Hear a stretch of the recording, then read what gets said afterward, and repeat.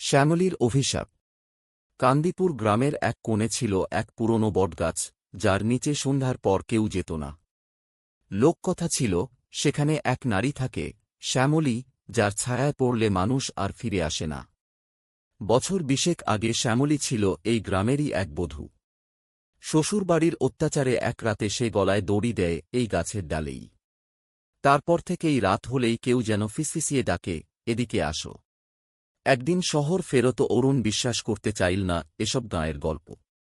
সে রাতে বন্ধুদের চ্যালেঞ্জ নিয়ে গেল বটগাছের নিচে। গাছের নিচে দাঁড়াতেই হঠাৎ শীতল বাতাস বইতে লাগল, আর অন্ধকারে কোথাও যেন একটা নারী কণ্ঠ ভেসে এল, তুমি আমায় চিনতে পেরেছ। অরুণ চমকে চারপাশে তাকাল, কিন্তু কাউকে দেখতে পেল না। আচমকা তার পায়ের নিচে মাটি সরে গেল, যেন কেউ তাকে নিচে টেনে নিচ্ছে। সে চিৎকার করতে গেল, কিন্তু তার গলা দিয়ে কোনো শব্দ বেরোল না। পরদিন সকালে গ্রামের লোকজন বটগাছের নিচে পেল শুধু একটা ছেঁড়া চাদর আর মাটিতে টানা দাগ, যেন কাউকে টেনে নিয়ে যাওয়া হয়েছে। অরুণ আর কোনোদিন ফিরে আসেনি।